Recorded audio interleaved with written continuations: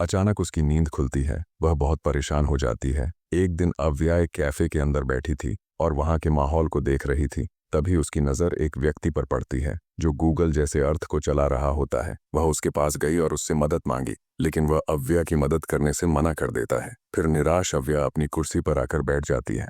थोड़ी देर बाद अव्या का फ्रेंड कैलन आता है और उसके पास आकर बैठता है और वह अव्या से बात करने लगता है। तभी कैलन की नज़र अपने घनिष्ठ मित्र पर पड़ती है। वह उसके पास जाता है। तभी अव्या ने देखा कि कैलन उसी व्यक्ति के पास बैठा है जो गूगल अर्थ को चला रहा था। अव्या कैलन को उससे बात करने को मना करती है। कैलन पूछता है, पर क्यों? ये मेरा बचपन का क्लोज फ्रेंड है। फिर अव्या ने बताया कि अभी मैंने आपके फ्रेंड से मदद मांगी थी, उसने साफ मना कर दिया है। कैलन फ्रेंड की तरफ देखता है। तभी उसका फ्रेंड बोलता है कि ब्रो सॉरी, मैं इस लड़की को जानता नहीं था, इसलिए मना कर दिया था। फिर अव्या और कैलन उस व्यक्ति को पूरी घटना बताते हैं कि अव्या बचपन में एक ट्रेन से अपने गांव से बिछड़ गई थी। इस बात को 20 साल बीत गए हैं। वह अपने घर जाना चाहती है। क्या तुम उसकी मदद कर सकते हो? कैलन का फ्रेंड कहता है, क्यों नहीं दोस्त। फिर वह व्यक्ति कंप्यूटर में गूगल अर्थ को खोलता है और अव्या के बताए अनुसार उसमें खोजबीन करने लगता है। उस व्यक्ति को पूरे 2 घंटे लगने के बाद वह अव्या के गांव के करीब पहुंचा। फिर अव्या कंप्यूटर को लेती है और देखने लगती है।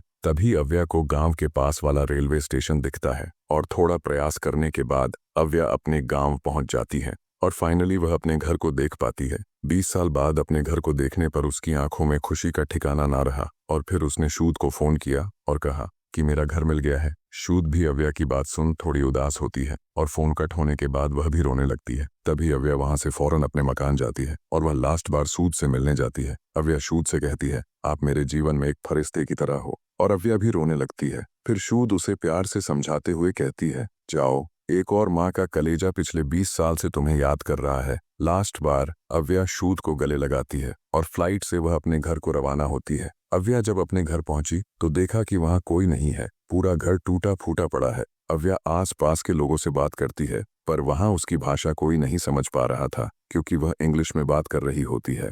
तभी एक व्यक्ति मिला जो इंग्लिश को थोड़ा बहुत जानता था। वह अपने घर और मम्मी भाई के बारे में बताती है।